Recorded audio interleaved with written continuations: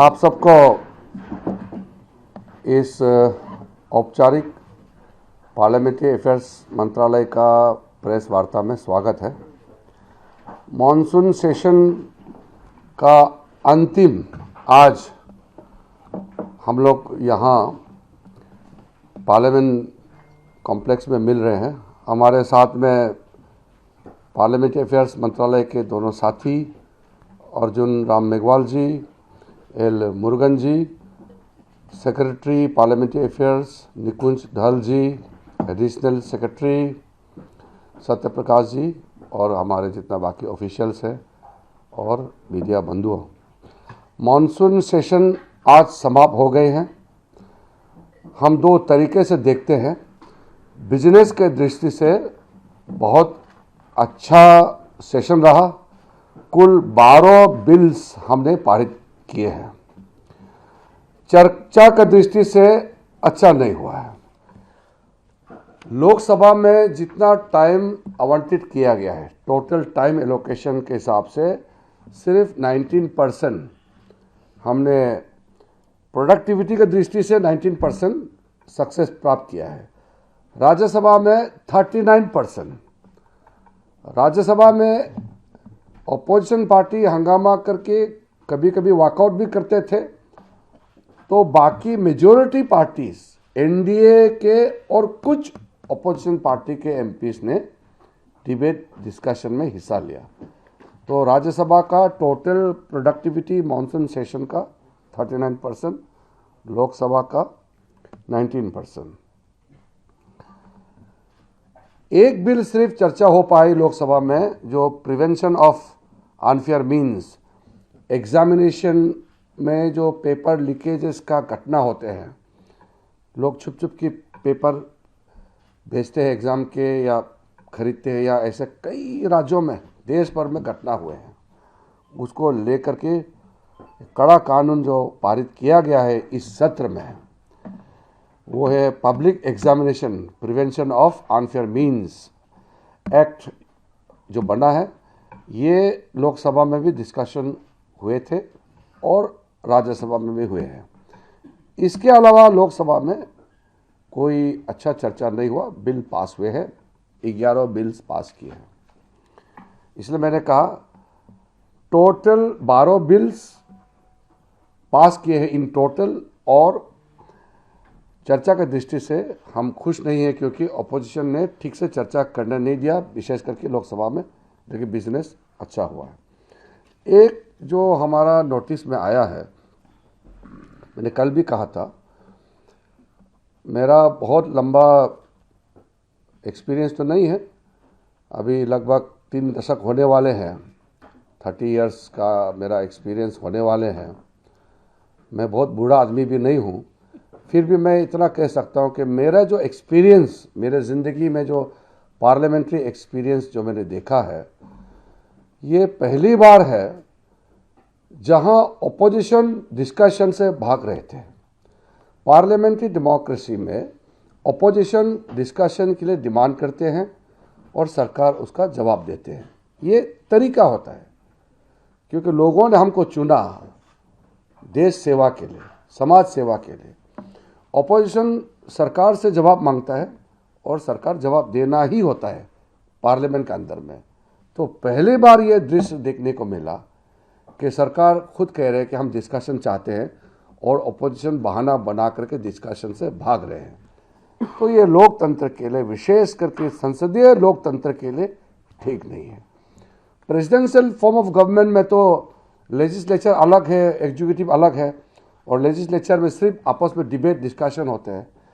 Parliamentary form of democracy में house के अंदर में सवाल जवाब होते हैं, क्वेश्चन आवर चलने नहीं दिया।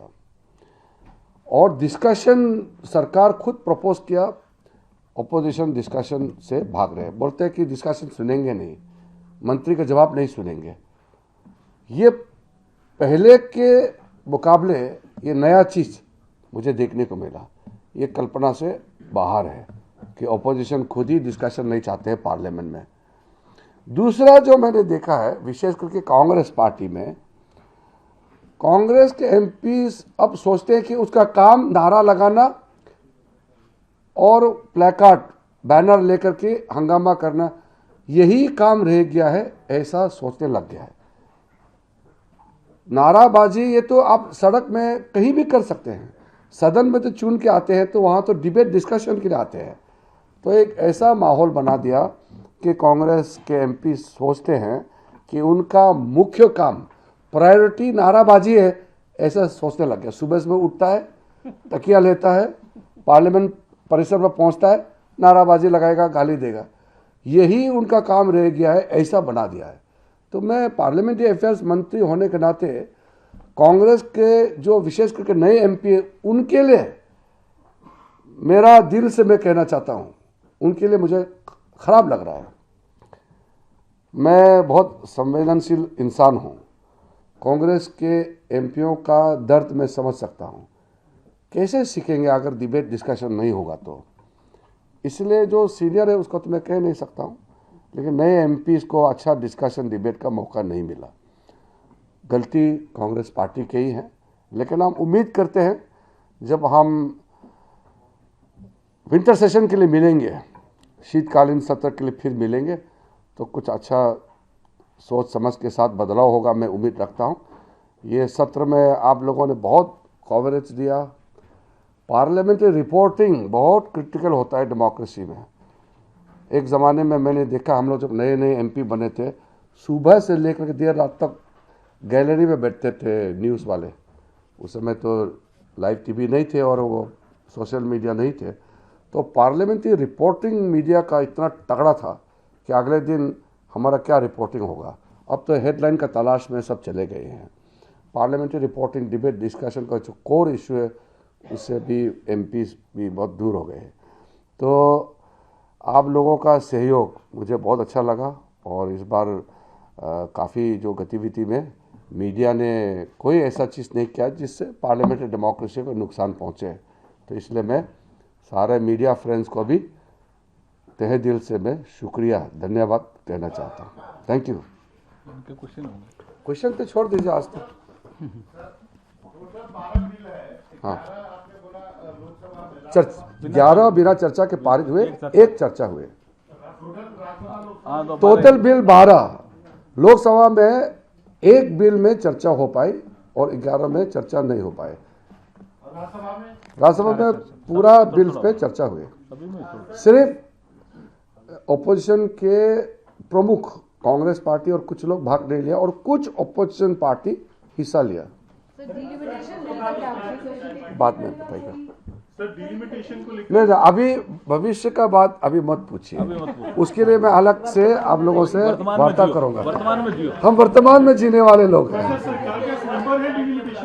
हाँ, नहीं, आप भविष्य का सवाल पूछ के आज के महत्व को खत्म कर रहे हैं। तो आप छपेगा ही नहीं आज का, फिर आप तो फिर वो छपेगा।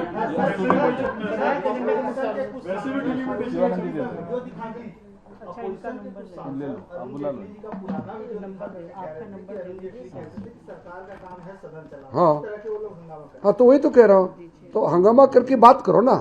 तो अपोजिशन तो बात करते थे ना, तो ये लोग अपोजिशन करके डिस्कशन से भागते हैं, ये फर्क है, समझ गए ना।